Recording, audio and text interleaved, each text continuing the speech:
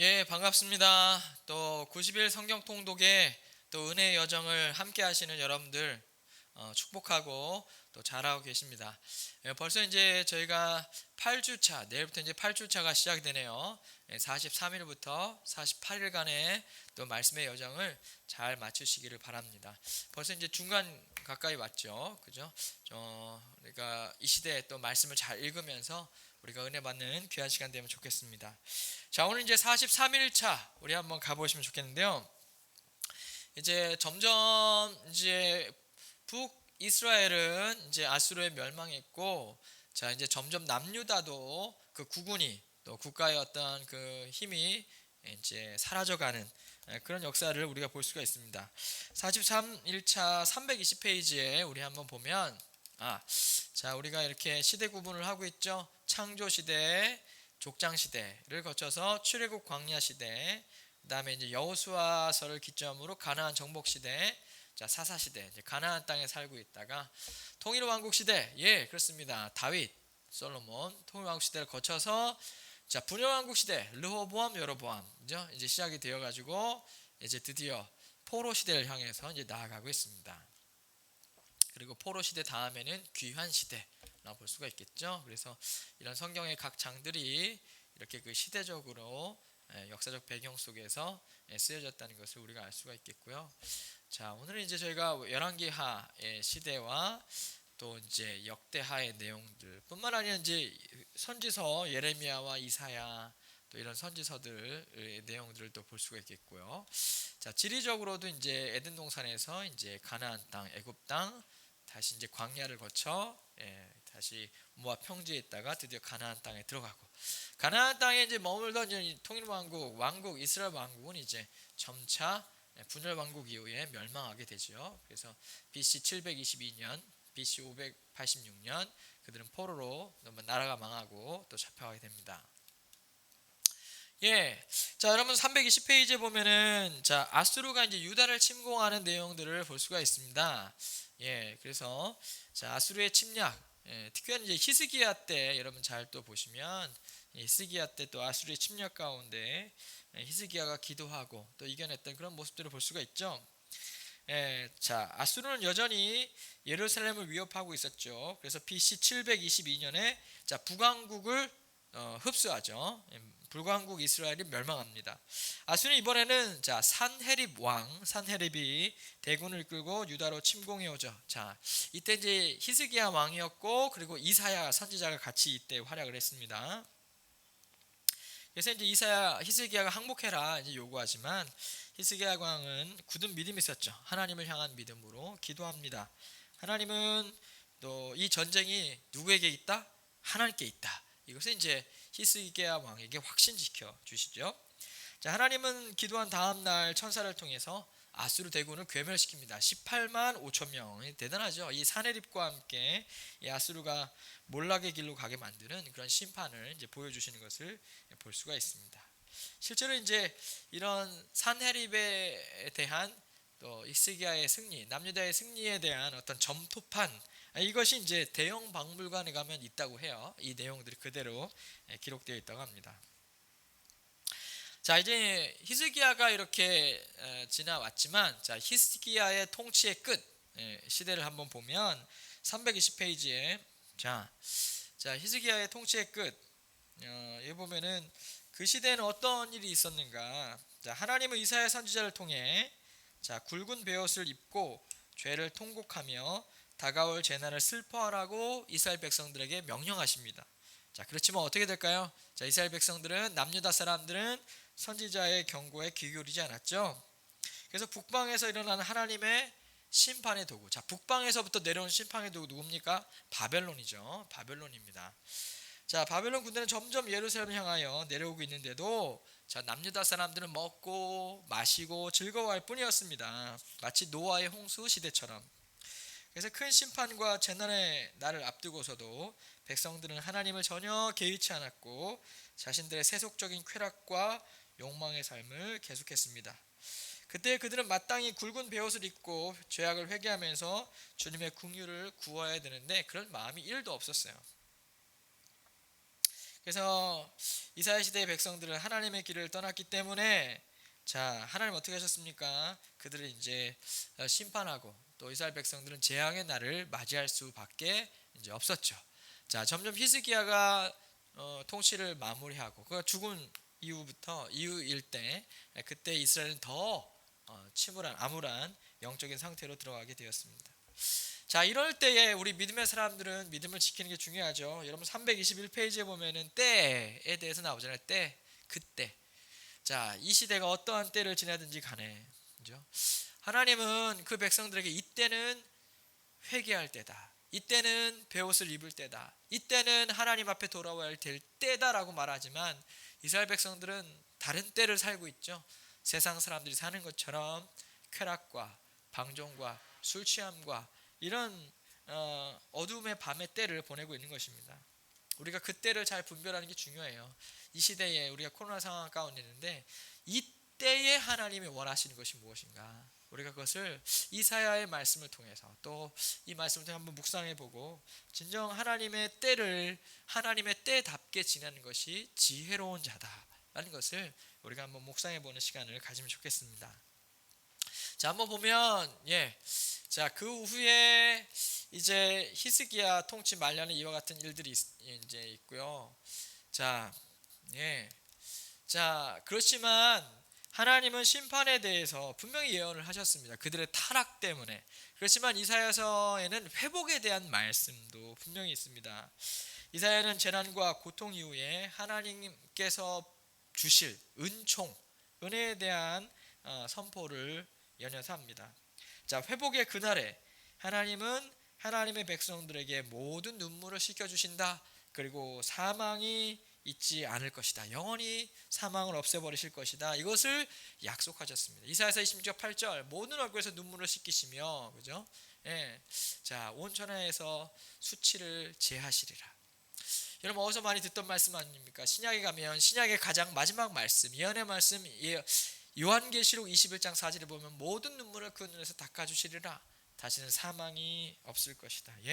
자, 이 약속은 자, 이스라엘 백성들이 물론 자, 포로 가운데 나라가 망했지만 다시 돌아옴을 통해서 그 역사적으로 이루어졌지만 또 구속사적으로 보면 주님이 재림의 날 예수님이 이 땅에 오실 때에 모든 주의 성도들의 눈물을 닦으시고 다시 사망이 우리를 괴롭히지 않고 우리가 영원한 생명을 누리게 되는 그런 약속을 우리 주님이 이루어 주신다는 사실을 우리가 알 수가 있습니다. 이것을 이미 이사야 때부터 하나님은 예언해 놓으신 거죠. 그래서 우리가 어떻게 살아야 됩니까? 주께서 심지가 견고한 사람을 평강의 평강으로 인도하시는도다. 그렇죠. 여러분 우리 어떻게 되면 우리의 중심, 우리의 믿음이 하나님을 향하여 견고한 믿음을 가져야 하는 것이죠.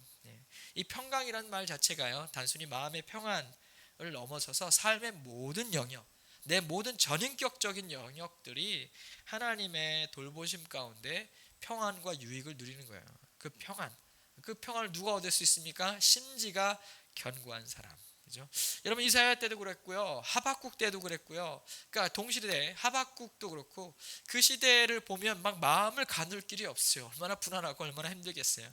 그러나 그 상황 속에서도 세상 사람들의 길을 따르지 아니하고 심지가 견고한 사람, 하나님의 말씀과 그 뜻을 따라서 그 때를 살아가는 사람, 그런 사람에게는 평강이 임한다라는 것이죠. 어찌 보면 국가적으로는 심판이라는 재난을 피할 수는 없지만 그 상황 속에서도 여전히 남은 자, 심지가 굳건하여 하나님을 바라보는 자들에게는 상황과 상관없는 평강과 하나님의 돌보심으로 함께 하신다고 말씀하고 있습니다. 어찌 보면 이 말씀 우리에게 너무도 큰 힘이 되는 말씀이에요. 세상에는 많은 사람들이 코로나 이후에 이 세상의 우울함과 또 어려움 가운데 있지만 하나님께서는 그 가운데서도 주님을 바라보는 자들에게 평강과 위로로 함께 하신다는 것이죠. 중요한 것은 이 시대의 마음을 잘 지키는 것입니다. 여러분의 심지를 견고하게 하나님을 바라보며 지킬 수 있기를 간절히 축원합니다.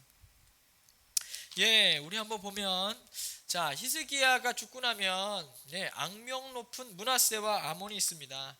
자, 히스기야 다음에 므낫세가 왕으로 올라오죠. 그런데 정말 그 악행은 이루 말할 수가 없어요. 하나님의 진노를 쌓았습니다. 그래서 이 남유다 므낫세 왕의 이 악행은 옛날 망했지만 북이스라엘의 아합 왕과 견줄만 하다라고 이제 되어 있죠. 그만큼 55년의 기간 동안 이 므낫세 왕은 아주 악한 통치를 했던 것을 볼 수가 있습니다.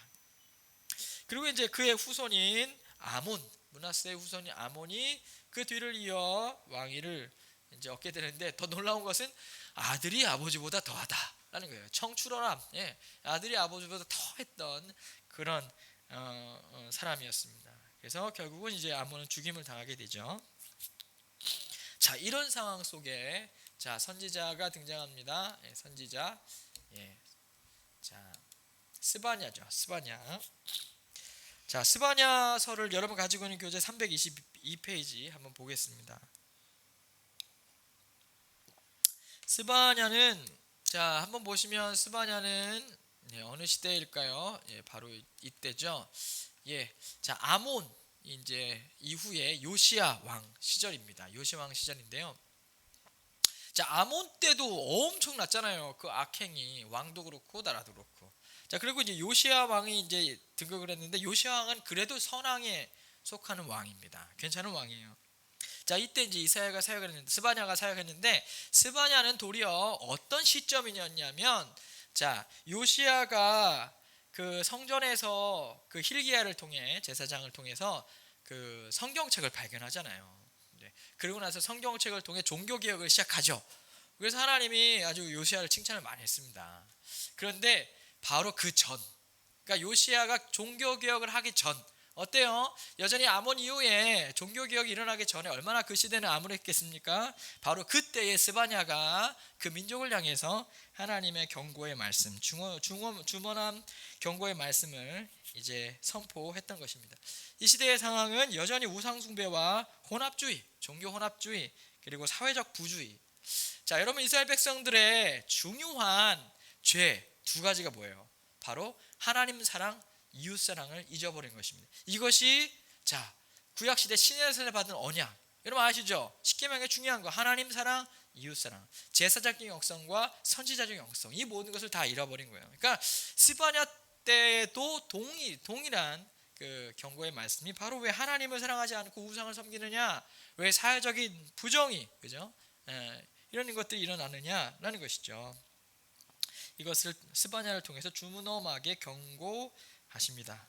그러면서 이제 스바냐에 나오는 말씀 중에 하나가 바로 분노의 날, 여호와의 날이라는 것이죠. 여호와의 날, 여호와의 날, 주의 날, 분노의 날, 여호와의 날, 이런 말들이 많이 나와요. 보면은 이 스바냐는 예루살렘이 멸망하게 될, 예루살렘이 멸망하면 곧 남유다의 멸망이에요. 주의 날을 예언합니다. 자, 이 날은 현실적으로 역사적으로 언제 완성되었죠? 남유다가 바벨론 3차 침공 때 성벽이 완전히 무너져 버립니다. 그때 이제 이루어지게 되죠. 그러나 종말론적으로 보면 어떻게 될까요? 종말론적으로 보면은 예수 그리스도가 이 땅에 오셔서 이 세상의 모든 성벽들, 그죠? 세상의 성들, 나라들을 다 통치하시고 무너뜨릴 때, 그때 이제 완성이 되는 것이죠. 심판의 날. 자, 스바냐는 심판의 날을 예언을 하였고, 역사적으로는 바벨론을 통해서, 종말론적으로는 주님의 재림의 때 이 세상은 분명히 이와 같은 심판의 때를 보내게 될 것입니다. 자, 이것을 이제 예언을 했고요. 스바냐는 이런 다가올 심판에 대해서 너희 준비해야 된다. 그러니까 너희들이 받을 거다. 빨리 회개해라. 그래서 경고했습니다. 누구에게 경고했냐면 323페이지에 우상 숭배자들, 그죠? 바알 숭배자, 또 밀감 숭배자. 자, 밀감 숭배자는 누구예요? 이제 구약에 보면은 몰렉, 그다음에 몰록, 밀곰이라는 우상들 있죠. 이게 이제 아람 지역, 아람이란 나라의 신입니다. 잘 알고 있는 것처럼 인신제사, 아이를 바치는 그런 신이잖아요. 아주 잔인하죠. 자, 이런 것을 섬겼어요. 남유다 사람들이. 뿐만 아니라 그마림은 이제 바로 검은 옷을 입은 사람이란 뜻으로, 자, 왕의 임명을 받아 바알 신을 섬겼던 제사장들입니다. 자, 이런 사람들 심판받을 거다. 점성술사들, 온갖 이 점성술사들, 너희는 심판받을 거다. 뿐만 아니라 기회주의자들, 여호와께 맹세하면서 동시에 말과 함께 맹세한다. 이런 사람이 나오잖아요. 그죠? 그러니까 두 종류의 종교를 섬기는 거예요. 그죠? 양다리 걸치는 거죠. 하나님에게도 그리고 밀감에게도. 이게 기회주의자들. 너야 심판의 때에 너희는 심판당한다. 뿐만 아니라 배교자들. 이거는 완전히 여호와 하나님을 믿음을 버린 자들이에요. 더 나아가 불신자들, 여호와를 찾지도 않고 구하지 않는 자들. 이런 자들은 진노의 날 하나님의 심판 가운데 설 것이니 조심하라 경고하고 있는 것이죠. 예, 이렇게 또 함께 보면 그리고 심판이 있지만 또 스바냐를 통해서 하나님은 회복에 대해서 이제 말씀을 하십니다. 회복에 대한 말씀. 여러분 가지고 있는 323페이지 보면 그러나 이런 상황일지라도 섞이지 아니하고 구별된 삶을 사는 사람들, 그죠? 그런 사람들에게는 여호와께서 아낌없이 자비를 베풀어 주실 것이다 말씀하시죠. 여러분 스바냐 하면 떠오르는 말씀 뭐가 있습니까? 그가 너로 인하여 기쁨을 이기지 못하시며 너를 잠잠히 사랑하시며. 찬양도 있잖아요. 아시죠? 그가 너를 인하여 기쁨을 이기지 못하시며. 이 찬송 이게 이제 스바냐인 거예요. 누구에게 하나님 이런 참 사랑의 고백을 합니까? 남은 자들. 자, 세상은 다 이렇게 하나님을 떠나고 하나님의 정의를 떠나고 이런 자들이지만 그 가운데서도 섞이지 않는 자들, 중심을 지키는 자들은 야, 내가 참 사랑한다. 너 때문에 내가 기쁘다 하시는 거예요. 그리고 너 때문에 내가 기쁨을 이기지 못한다. 막 너무 좋으신 거예요. 내가 너를 사랑한다. 여러분 이때 하나님 우리를 사랑하십니다. 여전히 우리가 믿음을 지켜나가는 자들 주목하고 계셔요. 많은 사람들이 어려워하지만 믿음을 지켜나가는 사람들 때문에 하나님 기뻐하십니다. 그런 자에게 더 사랑을 베풀길 원하시는 하나님의 마음, 이 말씀을 통해서 한번 기억해 보십시오. 여러분이 그런 사람들인 줄로 믿습니다. 예, 그래서 325페이지 보면은 자, 이처럼 하나님 앞에 생존자들, 남은 자들의 구원을 말씀하시고 소망을 보여주십니다. 그래서 하나님이 겸손하고 신실한 소수를 통해 하나님의 목적을 이루어 가시는 것을 볼 수가 있죠. 예, 그 다음에 자, 이제 이 스바냐의 시대를 지나 요시야의 아주 전성기, 종교개혁의 때를 우리가 볼 수가 있죠. 열왕기하 22장 이후에 보면 요시야 왕의 통치와 그 개혁에 대한 내용들, 또 이것은 역대하도 마찬가지입니다. 역대하 33장 이후에도 이 말씀이 남아있죠. 한번 쭉 보시면 요시야가 어떻게 그 당시 종교개혁을 이루었는가 한번 보십시오. 요시야 왕은 31년간 통치를 했는데 남왕국을 통치하면서 종교개혁을 하죠. 당시 이제 성전을 수리합니다. 근데 이제 hil기야라는 제사장이 율법책을 발견하죠. 지난번에도 한번 나눴지만 율법책은 아마도 신명기였을 것이다 라고 이제 추측을 합니다.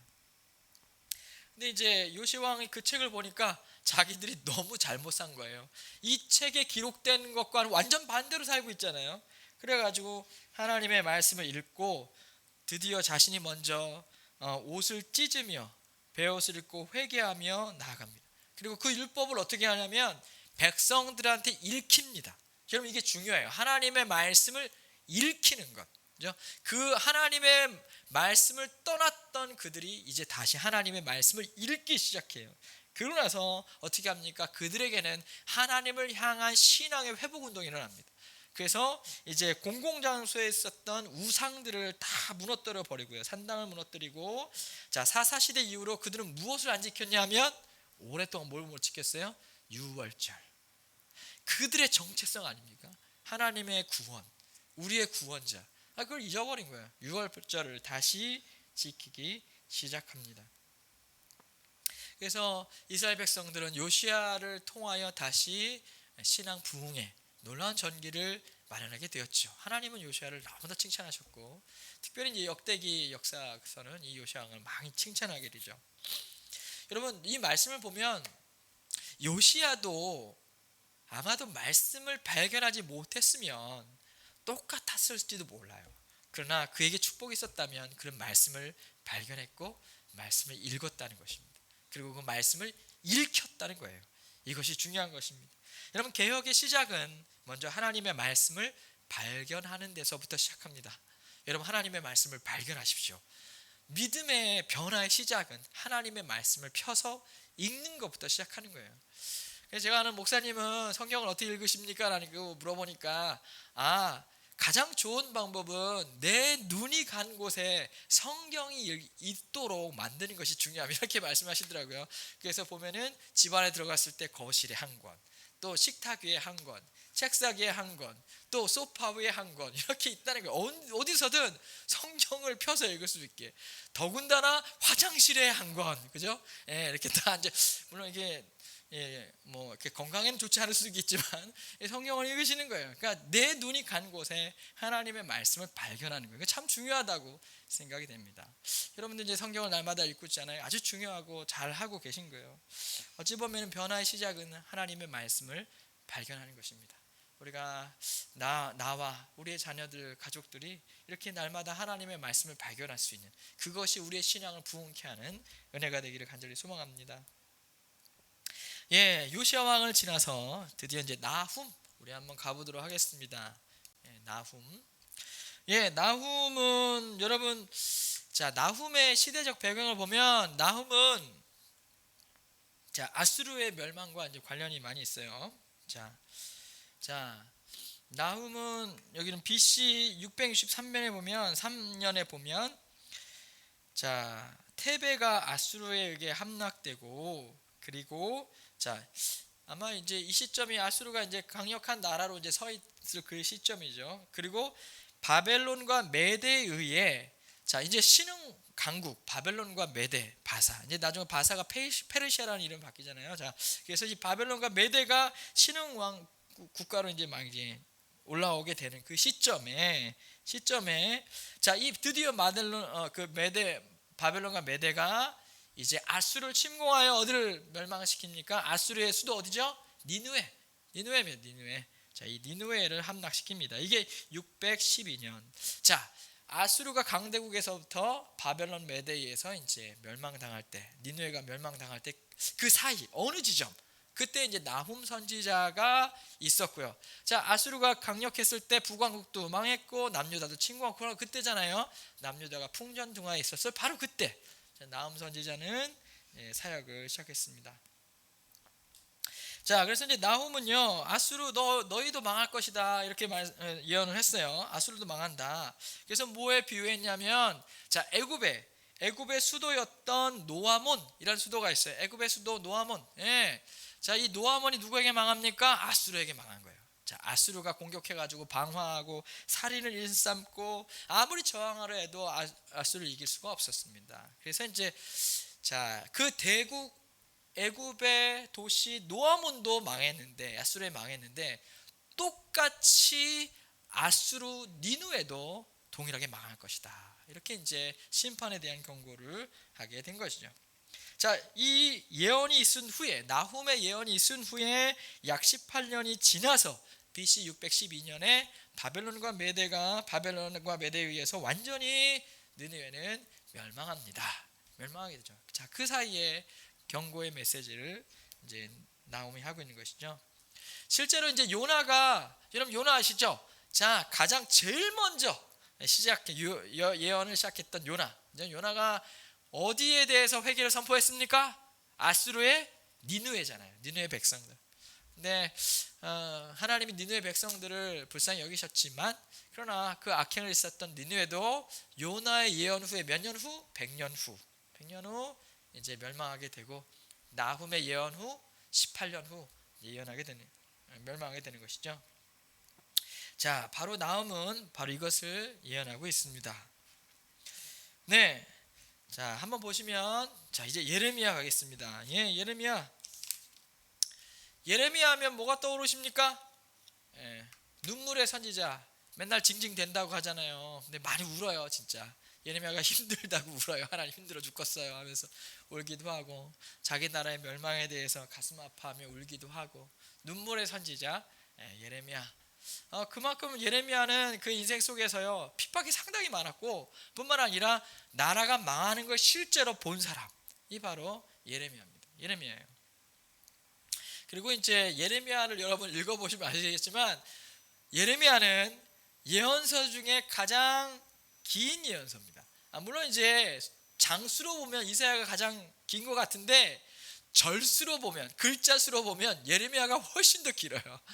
훨씬 더 길고 아주 큰 성경입니다. 어쩌면 구약에서 가장 긴 성경일 수도 있어요. 자, 이 예레미야서를 우리가 읽어보는데요. 자, 그리고 또 한 가지는 예레미야는 역사적 순서로 되어 있지는 않습니다. 그걸 좀 기억하셔야 돼요. 그러니까 역사의 중요한 장면들이 나오긴 합니다. 그러나 역사 순서보다도 예언과 상징, 그 메시지의 중요도에 따라서 이제 구분되어 있습니다. 구분할 수 있겠습니다.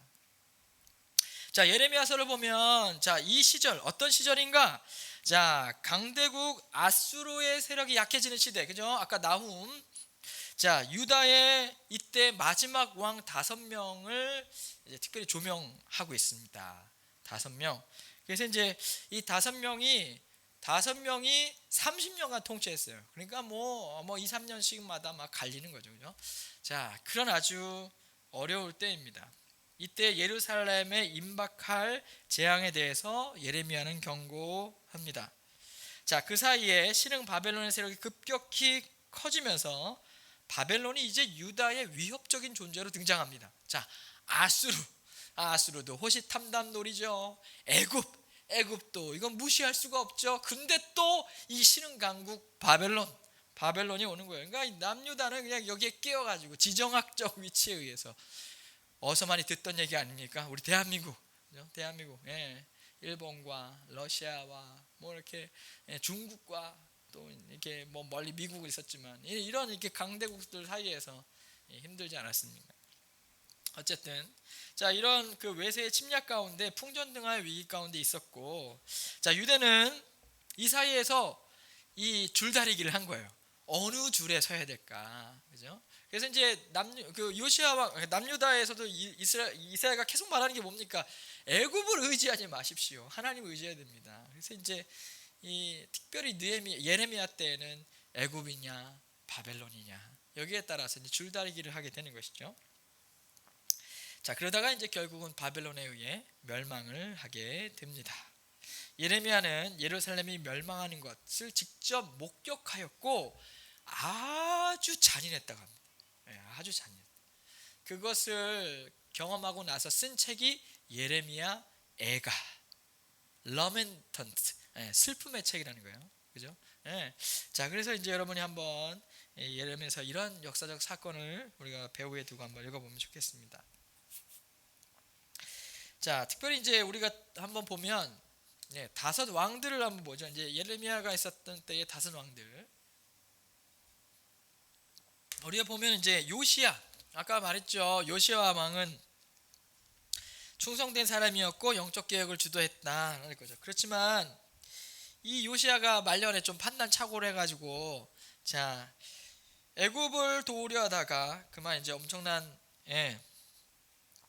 판단 착오로 무기또에서 전투에서 죽고 맙니다. 무기또 전투에서 죽고 말죠. 그러고 나서 어떻게 일이 벌어지냐면 죽은 후에 이제 요시야의 아들인 여호아스가 왕위에 올라가게 됩니다. 그렇지만 그 통치 기간이 3달밖에 안 됐어요. 애굽 왕 느고 왕에게 잡혀가죠. 그래서 거기서 죽습니다. 포로로 잡혀가죠. 근데 애굽 왕은 간섭하죠. 그래서 이제 여호아스를 잡아 데려가서 죽이고 여호야김을 이제 왕으로 세웁니다. 그러니까 여호아스의 형이죠. 여호야김을 왕으로 세웁니다. 왕으로 세웠는데요. 근데 이제 여호야김은 처음에는 이 사람이 좀 우유부단한 왕이에요. 여기도 붙었다가 저기도 붙었다가 이 상황에 따라서. 그러다 보니까 이제 애국과 손을 잡기도 하고 바벨론과 손을 잡기도 하고 이런 왕이었죠. 어떻게 됩니까? 결국은 이제 포로로 그 시대의 사람들이 잡혀가게 됩니다. 이때 이제 1차 포로로 다니엘이 이제 잡혀가게 되죠. 이제 바벨론에 이제 잡혀가게 됩니다. 자, BC 597년 느부갓네살은 블레셋의 행군에 왔지만, 이미 여호야김은 이때 죽었어요. 죽었고 바벨론 군대가 예루살렘에 이르기 전에 여호야긴이 그의 후계자로 왕위에 오릅니다. 자, 그들은 성전을 약탈하고 나라의 지도자들 몇 명과 함께 여호야긴을 사로잡아 갑니다. 자, 이것이 2차 포로죠. 이때 에스겔이 동시에 잡혀갑니다. 2차 포로. 자, 다니엘 1차 포로 다니엘 잡혀가고 2차 포로 에스겔 잡혀가죠. 그러니까 다니엘서와 에스겔서는 여러분 한번 읽어보시면 알겠지만 결코 남유다 지역, 그 가나안 땅 지역이 있지 않았어요. 포로로 잡혀간 그 땅에서 기록한 책이라는 것을 볼 수가 있죠. 그러니까 그 포로로 잡혀간 그들을 향한 메시지를 볼 수가 있어요. 자, 그 다음에 이제 여호야긴 다음에 이제 마지막 왕 시드기야를 볼 수가 있죠. 시드기야입니다.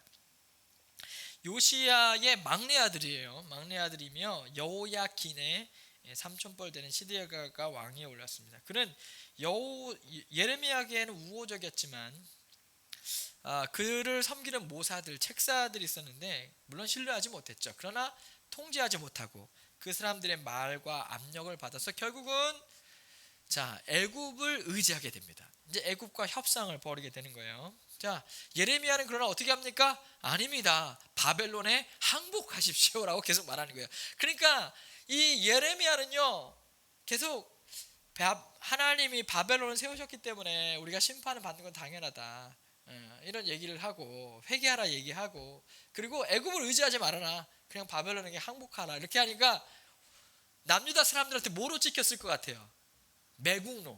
매국노다. 저 양반 매국노다 해가지고 온갖 핍박을 받습니다. 자, 그래서 결국은 자, 바벨론은 괘씸죄를 이제 준 거죠. 시드기야한테. 네가 애굽을 의지해? 그래가지고 이제 침공을 합니다. 그래서 이제 시드기야를 이제 잡아가죠. 그래서 예루살렘 성이 이렇게 포위당하고 나서 저항을 하지만 결국은 성벽이 무너지고 맙니다. 성은 멸망하고 시드기야는 눈이 뽑혔고 많은 백성과 함께 바벨론 포로로 잡혀가게 됩니다. 이게 바로 3차 포로인 것이죠. 예레미야는 이 일이 일어나기 전에 성전을 떠나라고 했으나 감옥에 갇히고 말았고, 나중에 이제 4차 포로가 있어요. 이제 한 번 더 5년 뒤에 이제 느부갓네살이 예루살렘 와서 700명 이상이 되는 사람들을 잡아가는데, 그때 이제 사람들이 애굽으로 피난할 때 예레미야도 그때 같이 애굽으로 피난했습니다. 이런 상황들을 직접 보았기 때문에 얼마나 가슴이 타들어갑니까? 그런 눈물과 아픔이 있었던 선지자 예레미야를 우리가 한번 읽어보면 좋겠고요. 자, 예레미야를 보면 특별히 우리가 한번 볼 수가 있는데, 자, 예레미야가 본 환상이 있습니다.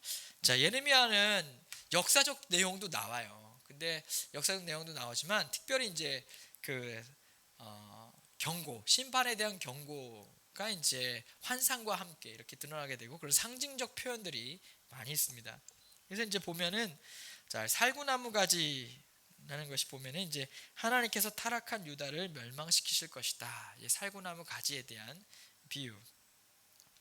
그다음에 이제 상징. 그다음에 한쪽이 북으로 기울어진 가마. 이게 가마가 있는데 북쪽으로 기울어졌어요. 거기에 있는 것이 막 쏟아지겠죠. 뭐 그런 것처럼 자, 심판이 어디로부터 온다? 북으로부터 온다. 자, 장차 북방에서 올 바벨론에 대한 얘기입니다. 상징입니다. 바벨론이 와가지고 남유다를 징벌할 것이다. 이런 것들. 썩은 뱃띠, 너희는 쓸모 없어졌다 라는 것이고요. 토기장이와 진흙. 우리 하나님이 주권자이기 때문에 하나님을 거역한 너희들은 토기장이가 깨뜨려지는 것 같이 깨뜨려질 것이다. 열방도 마찬가지죠. 자, 이와 같은 내용들이 여러분 예레미야의 이런 상징 가운데 있습니다. 또 이렇게 멍에를 메고 가잖아요. 이 멍에는 뭘 말하는 거예요? 너희가 바벨론의 포로로 잡혀가 이처럼 멍에를 메는 상황이 될 것이다 라는 것이죠. 자, 이와 같은 상징 행동들이 예레미야 가운데 있습니다. 자, 이런 상황 가운데 이제 하박국 보도록 하겠습니다. 하박국. 하박국 하면 뭐가 기억나십니까? 무화과 나무 잎이 마르고 포도 열매가 없으며, 그렇죠? 자, 이 찬양의 배경이 된 말씀, 그것이 바로 하박국서입니다. 하박국. 근데 하박국 우리가 이게 박수 치면서 노래하는데, 근데 하박국이 있었던 시절은 결코 박수 칠 만한 그런 시대는 아니었어요. 아주 암울하고 힘들었던 시대인데, 자, 이 하박국 선지자가 있었던 그 시대도 자, 여전히 이제 요시야 이후에 시대가 남유다가 상당히 풍전등화의 위기 가운데 있었던 그런 시대죠. 자, 그런데 하박국의 중요한 내용은 바로 신정론입니다. 하나님의 선하신 하나님이 왜 악을 심판하지 않으실까라는 거예요. 그래서 하박국에 보면 하박국의 질문이 나오고 거기에 대한 하나님의 답이 나오고 질문과 답 이렇게 이제 이어지는 것을 우리가 볼 수가 있습니다. 특별히 이제 하박국은 보면 왜 하나님 유다에 있는 이 악인들, 유다의 지금 상황이 정말로 이제 하나님을 떠나고 막 이렇게 악하잖아요. 사람들이. 그러니까 왜 하나님 이 악한 사람들을 내버려 두시나요? 라고 하는 거예요. 그러니까 이제 하나님이 뭐라고 답하십니까? 바벨론을 도구로 사용하셔서 벌을 내리실 것이다. 이렇게 하나님 말씀하신 것이죠. 근데 두 번째 하나님 또 이게 하박국이 질문합니다. 하나님 무슨 말이에요? 하필 왜 바벨론입니까? 바벨론도 악한 나라, 우리보다 더 악한데 왜 하필 바벨론을 통해서 심판하십니까? 그때 하나님은 아주 분명한 말씀을 주셨습니다. 보라, 그의 마음은 교만하여 그의 속에서 정직하지 못하나 의인은 그의 믿음으로 말미암아 살리라. 의인은 그의 믿음으로 말미암아 살리라. 이게 말씀하신 거죠. 자, 혼란의 와중에서 하나님께서 중요한 것은 개인의 운명이라는 사실을 말씀하고 계신 것입니다. 나라는 죄악으로 말미암아 하나님의 심판 가운데 갈 수밖에 없지만 한 사람 한 사람 남은 자, 의인들, 하나님에 따르는 자들은 이 상황 속에서도 꿋꿋하게 무엇을 따라 살리라?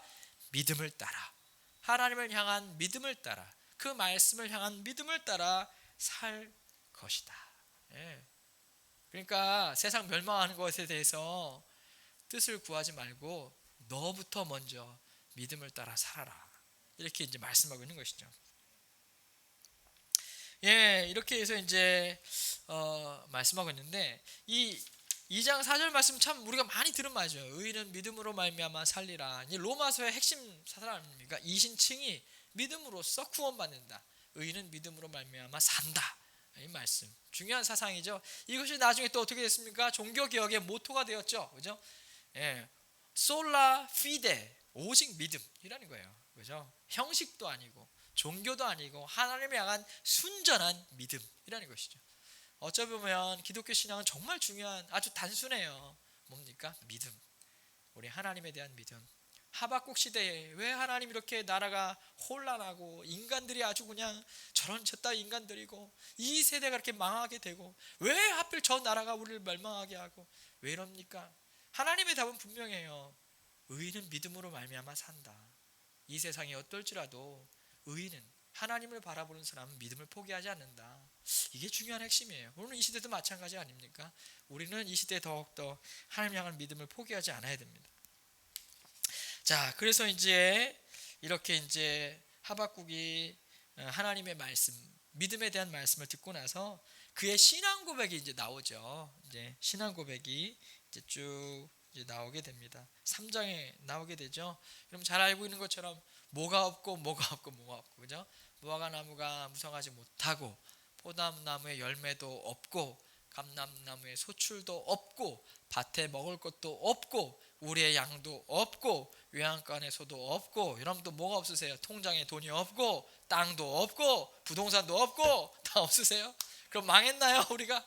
그러지 않죠. 자, 상황이 중요한 게 아니라 나의 신앙 고백이 중요하다는 거예요. 이런 헌실 가운데서도 나는 여호와로 말미암아 즐거워하리라. 하나님을 향한 신뢰, 믿음. 여호와로 말미암아 기뻐하리라. 그러니까 하나님을 향한 믿음. 자, 이 분명한 믿음이 하박국에게는 있었어요. 왜냐하면 자, 내가 여호와 때문에 즐거워하고 여호와 때문에 기뻐하리라. 분명한 믿음이 있었던 거죠. 뭡니까? 구원자 하나님에 대한 믿음. 하나님 결국 우리를 구원하신다. 힘 대신 하나님에 대한 믿음. 하나님이 그 가운데 우리를 힘 주실 것이다.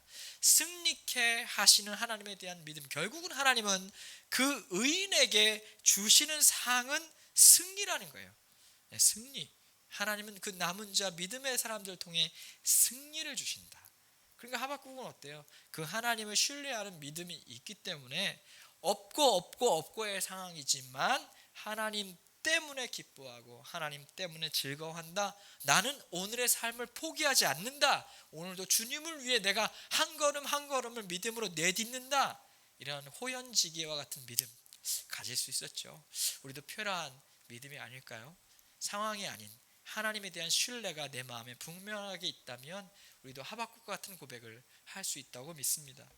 자, 이런 하박국 얼마나 나라가 그 모양 그 꼴이어가지고 마음이 심란했겠어요. 그러나 그는 하나님에 대한 신뢰로 이겨 나갔던 것입니다. 자, 하박국에 대한 우리 신앙을 한번 또 잘 한번 읽어보시고요. 자, 드디어 이제 우리는 포로 시대에 들어가게 됩니다. 포로 시대. 자, 포로 시대를 한번 정리하고 들어갔으면 좋겠는데요. 341페이지에 보면은 자, 포로 시대는 네 단계로 이루어집니다. 아까도 잠깐 말씀드렸지만 첫째는 BC 605년에 남왕국이 멸망하기 전입니다. 아직 이때가 아마 여호야김 때.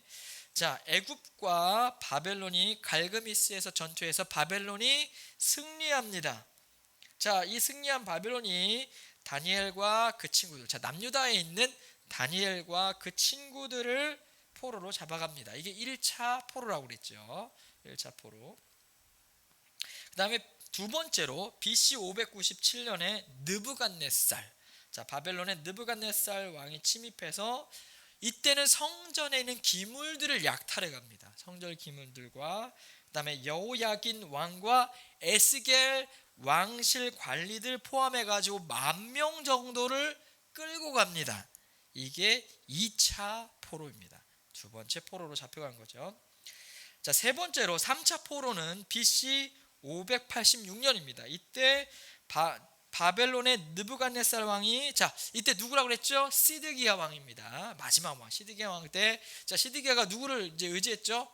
이게 애굽을 계속 의지하고 있는 거예요. 그래가지고 시드기야 왕이 결국은 예루살렘을 포위합니다. 그래가지고 성전을 불태우고 성벽을 모두 허물어 버립니다. 그러니까 여러분, 이 시대에 국가는 도시국가였습니다. 성벽을 짓고 성벽 안에 국가가 세워져 있는 거예요. 그러니까 성벽이 허물어졌다는 건 이제 국가로서의 존재가 끝났다는 거예요. 끝난 겁니다. 자, 그래서 시드기야 왕의 눈을 뽑고 다른 832명과 함께 바벨론으로 끌고 갑니다. 이것이 3차 포로이고 남유다는 이때 3차 바벨론 침공 때 멸망하게 되는 거예요. 멸망하게 됩니다. 예, 자, 그리고 이제 예루살렘에는 가난한 자들만 남아 있죠. 예, 여전히 남은 사람들이 조금 있습니다. 가난한 자들. 그러다가 BC 581년에 예루살렘이 망하고 5년 후에 아까도 말씀드렸지만 느부갓네살이 다시 와서, 자, 예루살렘에 남아 있는 745명을 데리고 갑니다. 예레미야는 이때 애굽으로 도망을 치게 되지요. 자, 이 포로 시대에 활약한 선지자는, 자, 1차 포로 다니엘, 2차 포로 에스겔, 오바댜 이런 사람들이 있고요. 유다의 멸망과 포로는 100년 전 이사야와 미가에서 예언된 것이죠. 이사야도 계속 예언했지 않습니까? 자, 또 예레미야는 중요한 거, 이들의 포로 기간이 70년이다. 70년 뒤에 돌아올 것이다라고 예언을 했고, 이 희년의 때, 70년의 때 어떻게 됩니까? 실제로 이스라엘 백성들은 예루살렘으로 귀환합니다. 자, 포로 시대 이후에 그래서 귀환의 역사가 그 뒤에 나옵니다. 그럼 다음번에 우리가 읽어보도록 하고요.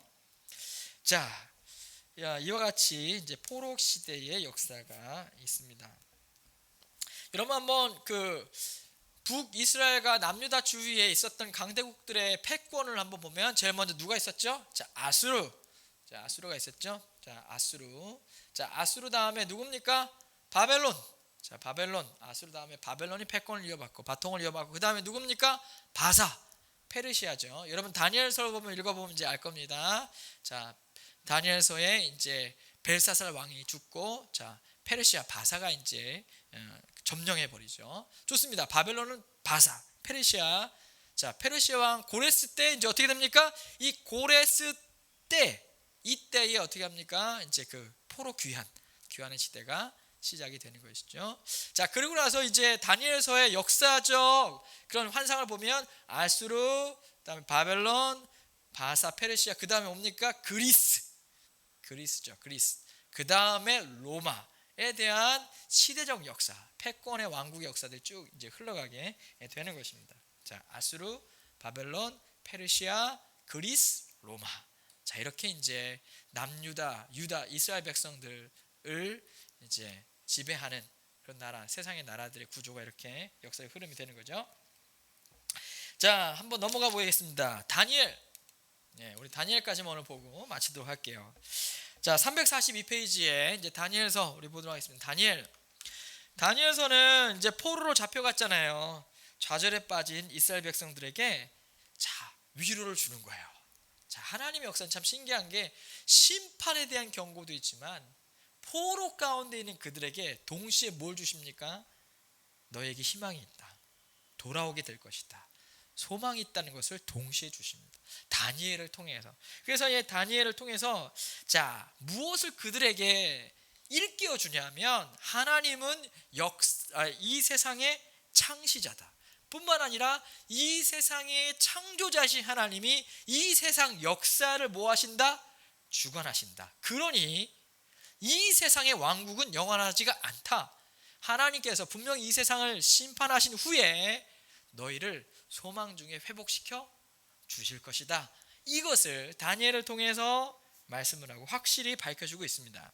그래서 이제 여기에 이 다니엘을 보면 뜨인 돌이라는 것이 있는데 이 뜨인 돌이 이 세상 나라를 멸하고 하나님의 나라를 세울 것이다. 하나님이 진정한 역사의 주권자이시다 라는 것을 그들에게 일깨워 줍니다. 이 뜨인 돌 한번 볼까요? 여러분 가지고 있는 교재 345페이지에 보면 그 뜨인 돌에 대한 얘기가 좀 나오는데 다니엘서 2장에 느부갓네살 왕이 꿈을 꿔요. 꿈을 꾸는데 뭡니까? 머리는 순금이고 가슴과 두 팔은 자, 은으로 돼 있어요. 순금, 은, 그죠? 아주 비싼 금속이죠. 배와 넓적다리는 뭐예요? 노이에요. 그 다음에 종아리는 철과 진흙으로 된 신상이 떡하니 보이는 거예요. 자, 이것이 무엇인가 고민할 때 다니엘이 이 꿈을 해석하죠. 어떻게 합니까? 바벨론, 메데 바사, 그리스, 로마로 시작되는 세상의 역사, 그 흘러가는 역사를 보여주시는 것입니다 라고 그가 해석을 하죠. 그리고 이제 뭐라고 말합니까? 이 화려하고 막강해 보이는 세상의 나라들도 뜨인 돌 하나의 가루처럼 바스라질 것입니다. 그죠? 이 뜨인 돌이 뭐예요? 바로 하나님의 나라죠. 하나님의 나라. 여러분 보세요. 세상의 왕국들은 금, 은, 철, 노, 진흙 얼마나 휘황찬란하고 강해 보여요. 얼마나 아름다워 보여요. 그런데 뜨인 돌, 흠모할 것도 없고 별로 모양도 보잘것없는 뜨인 돌이지만 이 뜨인 돌이 부딪혀버리면 세상의 왕국들이 다 무너져 버린다는 거예요. 결국은 휘황찬란한 세상의 모든 영광도 하나님 나라 앞에서 아무것도 아니다. 결국은 사라질 것이고 하나님 나라가 이 세상에 이루어질 것이다 라는 것을 분명하게 예언하고 말씀하고 있는 것입니다. 이런 역사적인 신앙관이 다니엘서 초반부터 끝까지 계속해서 이어가고 있는 것이죠. 그래서 이 다니엘의 예언을 읽는 사람들은 어떤 믿음을 갖게 될까요? 맞다.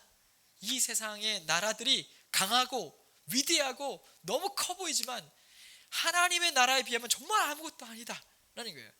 내가 하나님을 믿고 이 땅에 건설될 주님의 나라를 소망해야겠다. 이 믿음을 이제 갖게 되는 것이죠. 자, 그래서 이제 다니엘서는 이런 역사적인 신앙관을 가지고 이제 보여주고 있는데 두 부분으로 나눌 수가 있어요. 전반부 1장부터 6장까지는 다니엘과 그의 친구들이 겪었던 이야기. 자, 포로로 잡혀가서 겪었던 뭐가 생각나세요?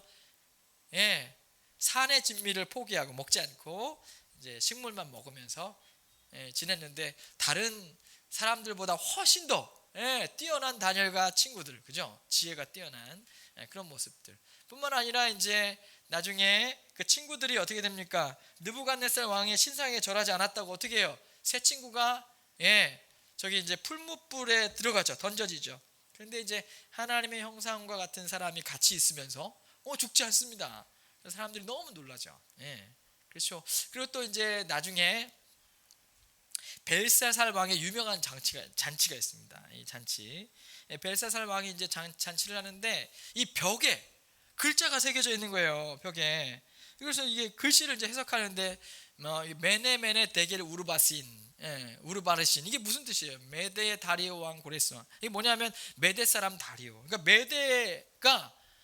메데 바사가 쳐들어와서 바벨론은 멸망할 것이다 라는 거예요. 자, 이와 같은 일들이 있고 결국은 다니엘은 바벨론에서 메데 바사 왕국으로 바뀝니다. 그래도 그 나라에서 여전히 높은 공직에서 일하게 되지요. 이렇게 됩니다. 자, 그리고 이제 그가 높은 직책에 있으니까 다른 신하들이 어떻게 합니까? 시기 질투하잖아요. 그래서 사자굴에 던져진 다니엘, 기억나시죠?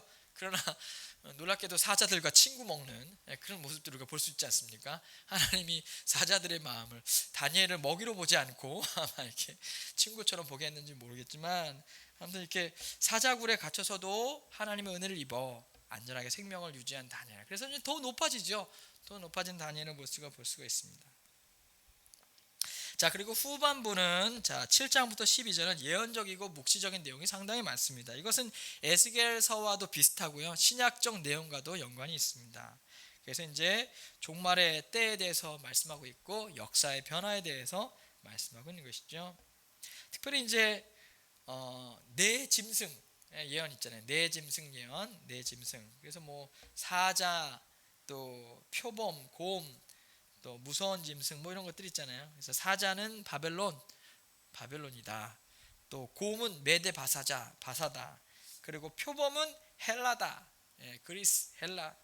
그리고 무서운 짐승은 로마다. 뭐 이렇게 이제 역사적 흐름들을 쭉 상징을 통해서 환상을 통해서 이야기하고 있습니다.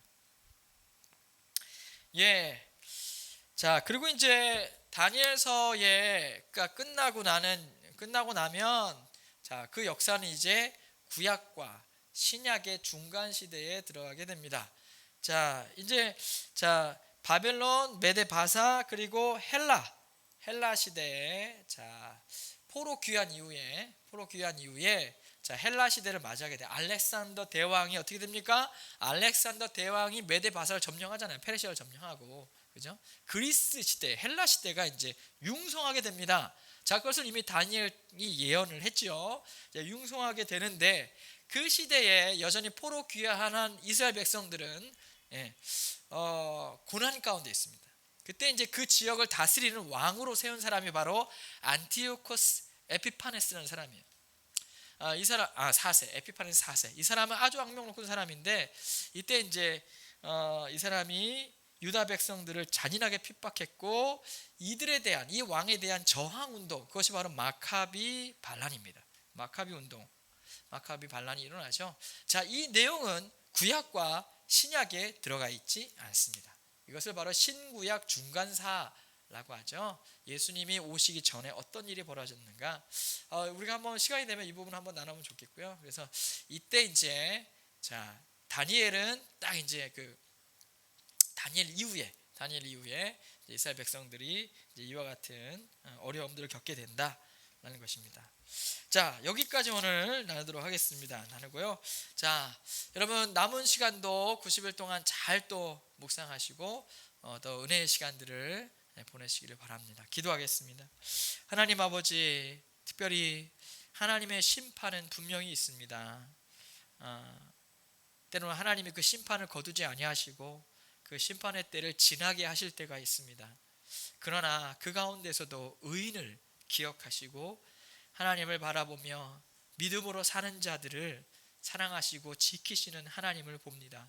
그런 남은 자들을 통해 하나님은 계속해서 하나님 나라와 왕국을 이루어 가시고 하나님의 구속의 시간을 만들어 가시는 줄로 믿습니다.